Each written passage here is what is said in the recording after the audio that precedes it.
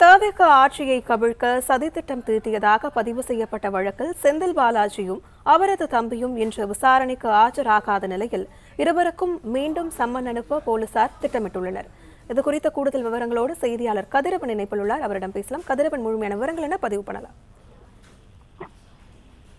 தமிழக வெற்றி கழகத்தின் ஆட்சியை கவிழ்க்கும் சதி செய்து பேரம் பேசிய விவகாரத்துல 8 நபர்கள் கைது செய்திருக்கிறார்கள். குறிப்பாக சட்டப்பேரவையில சபாநாயகருக்கு எதிரான தீர்மானம் கொண்டு வரும்போது ஆளுங்கட்சி சட்டமன்ற உறுப்பினர்களை எதிர்கட்சியாக இருக்கக்கூடிய திமுகவுக்கு ஆதரவாக அந்த தீர்மானத்தை கொண்டு வரும்போது அதுக்கு ஆதரவாக வாக்கு செலுத்த வேண்டும் என்று கூறி ஒவ்வொரு சட்டமன்ற உறுப்பினர்களுக்கும் 35 கோடி ரூபாய் வரையும் அதே போல அதிகபட்சமாக 50 கோடி வரை பேரம் பேசியதாக கூறப்படும் விவகாரத்துல சட்டமன்ற உறுப்பினர் கூடிய இளையராஜா என்பவர் திருவல்லிக்கேணி காவல் நிலையத்தில் புகார் அளித்தார்.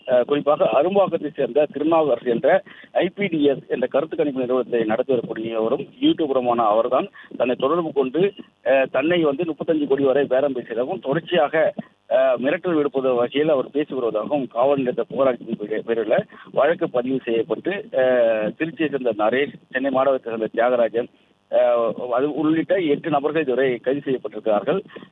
MLA இளையராஜாவை தொடர்பு கொண்டு அவர்கள் தொடர்ச்சியாக மிரட்டல் விடுத்த வகையில் பேசியதாகவும், அது மட்டும் இல்லாமல் இந்த விவகாரத்தில் கைது செய்யப்பட்ட நபரிடம் மேற்கொண்ட விசாரணையின் போது திமுக MLAவும் முன்னாள் அமைச்சராக இருக்கக்கூடிய செந்தில் பாலாஜி மற்றும் அவரின் சகோதரர் கூடிய அசோக்குமார் இருப்பது தெரிய வந்திருக்கிறது.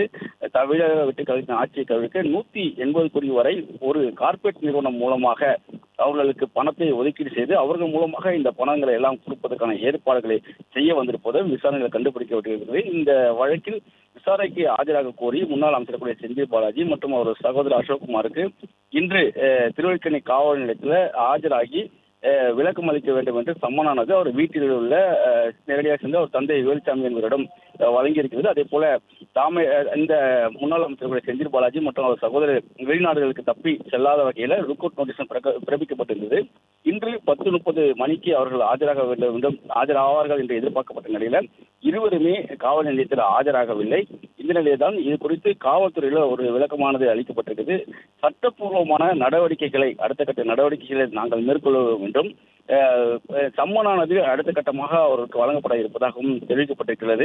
செந்தில் பாலாஜி மற்றும் அவர் சகோதரர் இருவருமே தொடர்பு கொள்ள முடியாத நிலையில் அவரது செல்போன் அணைத்து வைக்கப்பட்டிருப்பதாகவும் காவல்துறை தரப்புல தெரிவிக்கப்பட்டிருக்கிறது. அதே போல சட்டமன்ற உறுப்பினர் கூட இளையராஜா மட்டுமே தற்போது வரை புகார் அளிக்கப்பட்டிருப்பதாகவும் வேறு புகார்கள் காவல்துறைக்கு வரவில்லை என்ற ஒரு தகவலையும் தெரிவித்திருக்கிறார்கள். அசோக்குமார் மற்றும் செந்தில் பாலாஜி இருவரும் இது தொடர்பு இருப்பதற்கான ஆதாரங்கள் கைது செய்யப்பட்ட இருவரிடமிருந்து கைப்பற்றப்பட்டிருப்பதாகவும் காவல்துறை தரப்புல தெரிவிக்கப்பட்டிருக்கிறது.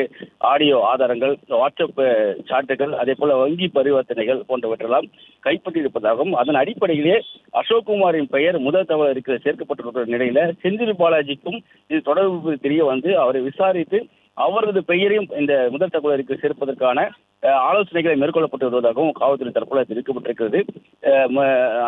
குறிப்பாக புகாரிலே இளையராஜா அவர்கள் அசோக்குமார் மற்றும் செந்தில் பாலாஜிக்கு தொடர்பு இருப்பது குறித்து தெரிவித்ததாகவும் கைது செய்யப்பட்டவர்களிடம் விசாரணை நடத்தியதில் இது அப்பட்டமாக அந்த விசாரணைகள் அம்பலமானதாகவும் அதன் அடிப்படையில் தான் அசோக்குமாரின் பெயர் முதல் தகவல் அறிக்கையில் பதிவு செய்யப்பட்டு செந்தில் பாலாஜிக்கு தொடர்பு இருப்பது தெரிந்து அவரை தேடி வரக்கூடிய நிலையில சம்மனானது முறைப்படி அனுப்பப்பட்டதாகவும், ஆனால் இருவருமே இதுவரை ஆஜராகாத நிலையில சட்டப்பூர்வமான அடுத்த கட்ட நடவடிக்கைகள் மேற்கொள்ளப்படும். முதலில் அவர்களுக்கு 2வது கட்டமாக சம்மன்கள் அனுப்பப்படும் என்றும் தெரிவிக்கப்பட்டிருக்கிறது. அசோக்குமார் அவர்களின் முன்ஜாமீன் மனு மீதான விசாரணை உயர்நீதிமன்றத்தில் வரக்கூடிய நிலையில அந்த விசாரணையின் முடிவில் நீதிபதிகள் கூறும் கருத்துகளின் அடிப்படையில் அடுத்த கட்ட நகர்வுகள் இருக்கும் என்றும் தெரிவிக்கப்பட்டிருக்கிறது. தற்போது 2 நபர்களின் செல்போனும் சுவிட்ச் ஆஃப் செய்யப்பட்டிருப்பதாகவும் அடுத்த கட்ட சட்டப்பூர்வ நடவடிக்கைகளை மேற்கொள்ளவும் காவல்துறை உயர் அதிகாரிகள் ஆலோசனை மேற்கொண்டு வருவதாகவும் காவல்துறை தரப்பு தெரிவிக்கப்பட்டிருக்கிறது.